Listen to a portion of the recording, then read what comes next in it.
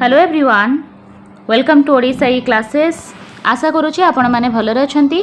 आज सेशन रे most important 30 question discuss करबा जोटा आपनकर ओडिया रु रही निहाती भाव एंड पर्यंत देखंतु बहुत इंपोर्टेंट सेशन रहिबो। ता पूर्वरु जदि आपण मैंने चैनल को सब्सक्राइब करना ताहले कर दियंतु, बेल आइकन को प्रेस कर दियंतु। प्रत्येक दिन आपनकर 4-5टा क्लास जाउची ता नोटिफिकेशन आपन को आसुथिबो। ठीक है, बोथ पेपर 1 एंड पेपर 2 रो बहुत सारा क्लास हम चैनल रे हेची। आपण प्लेलिस्ट विजिट कर दियंतु। जो टॉपिक आपनकर पेपर 1 किंबा पेपर 2 जोटा आपनकर रहीची साइंस के आर्ट्स से अनुसार जाय आपण सेठी विजिट करी देखि परिबे। तो फर्स्ट क्वेश्चन आपनकर रहिला, विद्यालय रे पिलामानक पई उद्दिष्ट समस्त विषय पठनर मूल उद्देश्य कोन? ठीक है, विद्यालय जो पिला मान सब विषय अच्छी तार जो पठन अच्छी तार मुख्य उद्देश्य कौन? पठनर विकास करवा, ज्ञानर विकास करवा, बोध शक्तिर विकास करवा ना लिखनर विकास करवा। बेस्ट ऑप्शन आपन को चूज करके 1 नंबर आंसर आपन को कमेंट बॉक्स रे दबार अच्छी। ठीक है, ताले विद्यालय रे जो पिलांको पाई विषय अच्छी तार मुख्य उद्देश्य है जहाँ भी आपण पठन करूछंती केवल आपणकर रीडिंग रे डेवलपमेंट हम से आपण पढ़ुंट कि लिखन रे विकास हम से नुहे। आपणकर सबू स्किल इम्पोर्टाट ताठारू मध्य सबुठ इम्पोर्टाट आपण जो भी स्किल शिखुंट ताकू बुझिकी शिखिबे। ठीक है, तो बोध शक्तिर विकास होची सबुठारू इम्पोर्टाट जिनस। ठीक है, ऑप्शन सी हम ये बेस्ट ऑप्शन। जो मैंने 1 number answer option C choose करछंती गोटे मार्क ऐड करेंगे। शेष में जनइबे आउट ऑफ 30 आपण केते स्कोर करिसंती। नेक्स्ट क्वेश्चन को जिबा, विभिन्न प्रकार पुस्तक एवं अधिक परिमाण रे पुस्तक पढ़ी जो पठन रे आनंद लाभ करा जाए ताकू केउ पठन कहा जाए? ठीक है, एठी देला विभिन्न प्रकार पुस्तक आपण पढ़ुचंती। ठीक है, आउ डिफरेंट टाइप ऑफ बुक्स पढ़ी कि आपण को एंटरटेनमेंट फील होची, आपण को आनंद लागुची, ताहले सेटा को पठन? उच्च पठन, नीरव पठन, तात्विक पठन ना व्यापक पठन? ठीक है, देखो जिते बड़े आप आनंद पाई किसी पढ़ती से हम आपंकर व्यापक पठन जहाँ को आम इंग्लीश रे एक्सटेंसिव रीडिंग कहे। ठीक है, आउ तात्विक पठन हूँ आपंकर गभीर पठन जो थी कि आप भावबोध पाई कि एटा पढ़ती एटा इंटेंसिव रीडिंग हो। नीरव पठन कहले आपंकर साइलेंट रीडिंग। ठीक है, उच्च पठन कहले प्रोनाउंसिएशन पाई आपण लाउड रीडिंग करती से उच्च पठन। तो ये उत्तर हो व्यापक पठन जेहेतु आनंद पाई कि होची। ठीक है, ऑप्शन डी हम राइट आंसर। नेक्स्ट जीवा, आनंद प्राप्ति केउ पठनर मुख्य उद्देश्य? एबे ही आमे डिस्कस कले व्यापक पठन रे आनंद प्राप्ति उपरे फोकस करा जाए। ठीक अछि, नीरव पठन रे आपण माने नीरव भाव रे पढ़ी कि से कंप्रिहेंड करंती जहाँ लिखा हितिबो ताकू बुझंती। उच्च पठन रे आपणकर प्रोनाउंसिएशन भलो हुए। तात्विक पठन रे आपण जो आपणक सिलेबस रे जो सब टॉपिक गुडाक अछि आपण ध्यान सहकारे ताकू पढ़ंती। बोध शक्ति वृद्धि करिबा पई सेटा हबो तात्विक पठन बा गभीर पठन। ठीक अछि, नेक्स्ट जीवा, उत्तम पठन पाई केउटी निहाती दरकार? भल रीडिंग पाई कौन दरकार? उत्तम हस्ताक्षर लेखन, हस्ताक्षर ना रीडिंग पाई देछि ना पठन पाई। ठीक है, शुद्ध उच्चारण दरकार, हाँ हो पारे एटा। तापरे व्याकरण रे यथेष्ट ज्ञान रीडिंग रे नुहे। सुंदर अक्षर लिखन एटा राइटिंग रो, तो रीडिंग रो पचारिछि ना पठनर पचारिछि। तो शुद्ध उच्चारण करबा, गुड प्रोनाउंसिएशन रीडिंग रो गोटे बहुत इंपोर्टेंट पार्ट। तो एटा पठन पाई निहाती दरकार। ऑप्शन बी हबो एठी राइट आंसर। उपन्यास, गल्प, कविता, नाटक प्रभृति पठन करिबा केउ पठनर अंतर्भुक्त? ठीक है, उपन्यास पढ़ुछंती आपण, नोवेल पढ़ुछंती, स्टोरीज पढ़ुछंती, पोएम पढ़ुछंती हैला, तले ये सब जिनस पढ़िले एटा कोन? उच्च पठन, तात्विक पठन, व्यापक पठन ना नीरव पठन? ठीक है, या को आमे व्यापक पठन कहे जोटा बेसिकली आमे आनंद पाई पढ़ुचे। ठीक है, उपन्यास पढ़िबा, गल्प पढ़िबा ये सब आपनकर एक्सटेंसिव रीडिंग रे आसीबो। ऑप्शन सी हबो करेक्ट आंसर। निम्न प्राथमिक स्तर रे पठन करा जाइथिबा भाषाटी कोन? निम्न प्राथमिक स्तर रे जदि आमे कहिबा ताहले को भाषा अधिक फोकस करिबा आमे? राष्ट्रीय भाषा को, मातृभाषा को, आधुनिक भाषा को ना विदेशी भाषा को? निम्न प्राथमिक स्तर रे आपण सबुठु अधिक भाषा उपरे गुरुत्व देबे तार मातृभाषा उपरे। ठीक अछि, नेक्स्ट जीवा, गद्य शिक्षण रे शिक्षकों द्वारा उच्च आदर्श पठन रे केउ दक्षता विकास हुए? जेते बेले भी गद्य पठन होउची, गद्य शिक्षण होउची से समय रे जदि टीचर लाउडली आदर्श पठन करूछंती तादेरे कौन हम ना पिलार पठन भल हम। ठीक अच्छे, ऑप्शन ए हम ये करेक्ट आंसर। पिला भलसे शुणव ताकू आउ तार रीडिंग इम्प्रूव हम। ऑप्शन ए हम करेक्ट आंसर।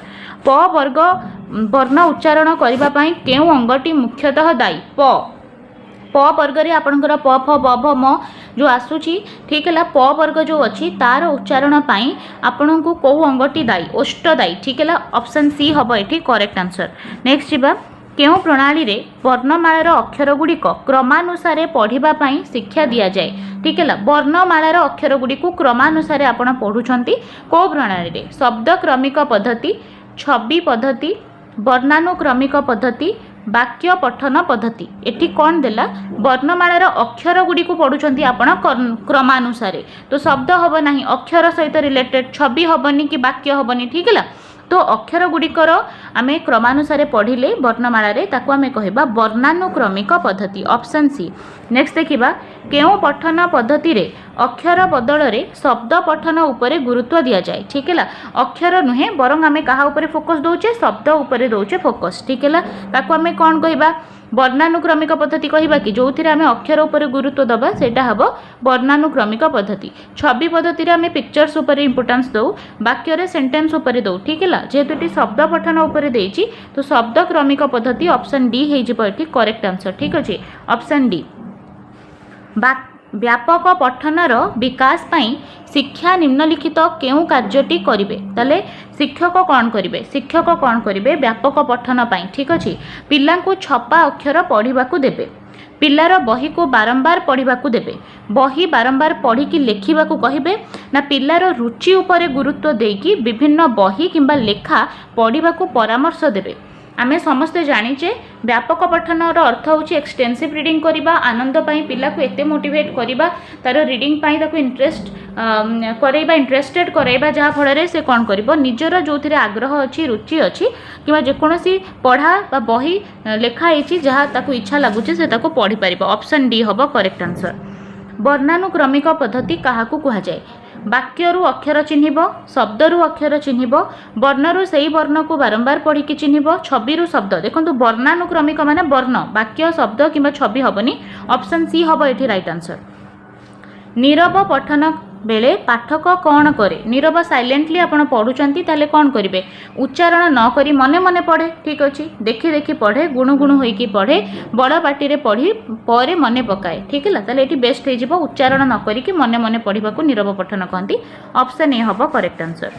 पिलांक भितरे थिबा सामर्थ्य शिक्षणर बाधक जहाँ भी अच्छी तो गद्य शिक्षादान शिक्षणर केउ सोपान रे प्रसंगर भाव उन्मोचन और बोध ज्ञान कराए ये आपड़ ध्यान दिंतु आम जेकोसी प्रसंग पिला को पढ़ाऊे तार भाव उन्मोचन और बोध ज्ञान आम केते कराए उपस्थापन मूल्यांकन रे उपक्रम रे ना लब्ध ज्ञान परीक्षा रे ठीक है प्रसंगर कौन भाव रही तार उन्मोचन तार बोध ज्ञान ये सब कौन मूल्यांकन रे ना ये सब करा जाए आपणकर इंट्रोडक्शन रे नुह कि परीक्षा बेले नुहे उपस्थापन समय ठीक है उपस्थापन समय कौन करती ना प्रसंगर भावर उन्मोचन और बोध ज्ञान आपड़ करती ऑप्शन ए हम करेक्ट आंसर।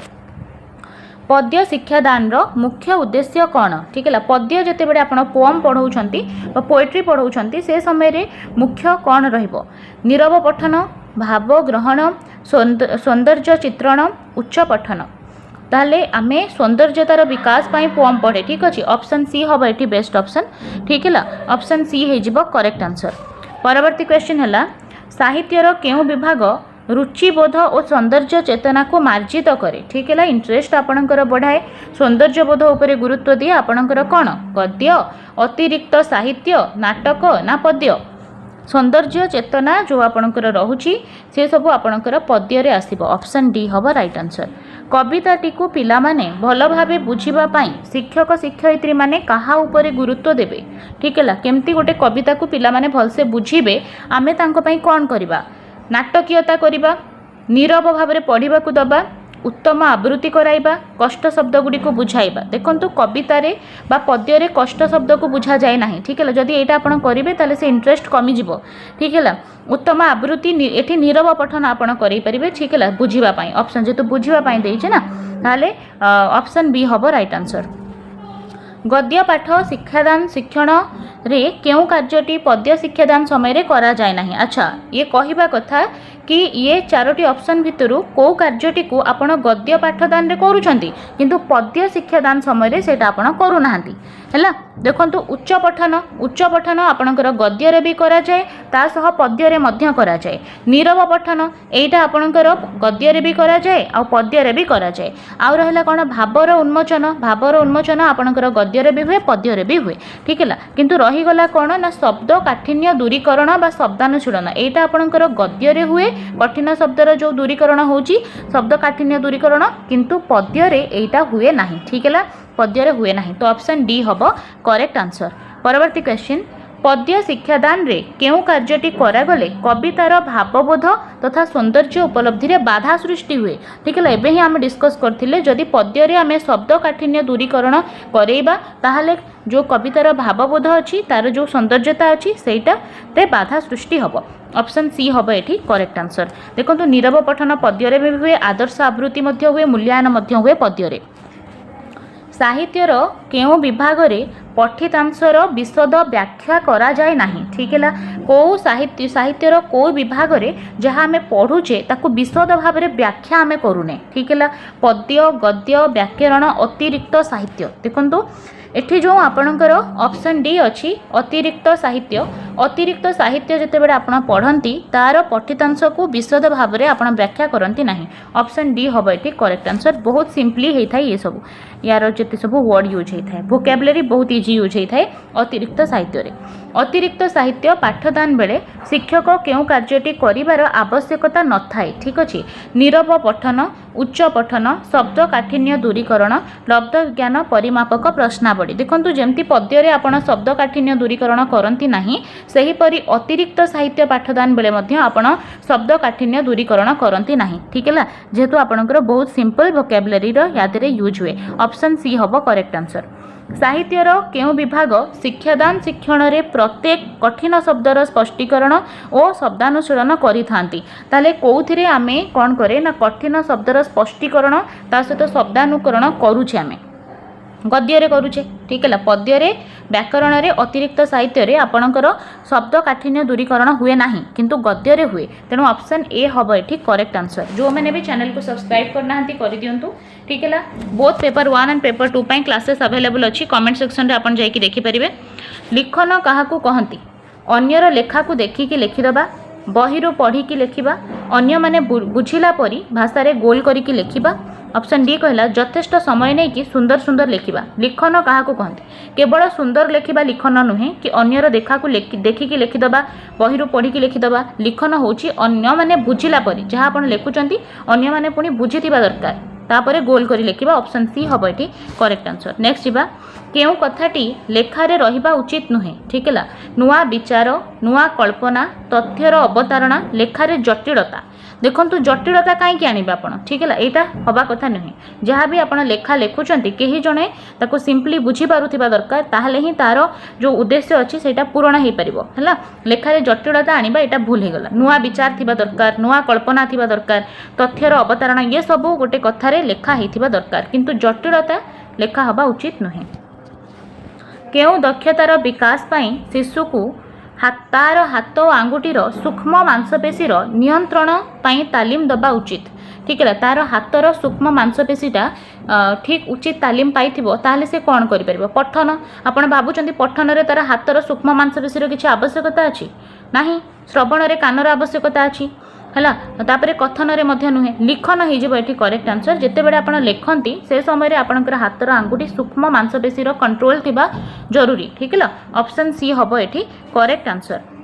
केउ जुक्तिटी ठीक अटे पिलांकर दुर्बलता दूर करा जाई पारिबो नाही आपण एटी नेगेटिव थॉट रखिले केबे हेले भी गोटे भल शिक्षक केबे हेई पारिबेनी ठीक है। दुर्बलता दूर करा जाई पारिबो एटा पॉजिटिव होप रखिबा दरकार। पिलांकर दुर्बलता तांको रक्त रे मिसिकी अछि रॉन्ग ठीक है। पिलांक मध्य रे भिन्नता तांकर सामर्थ्य यस ताहले पिलांकर जो भिन्नता अच्छी सेटा ही होची तांकर सामर्थ्य एटा पिलांको आपनको बुझिबार अछि। ऑप्शन सी हबो एठी करेक्ट आंसर।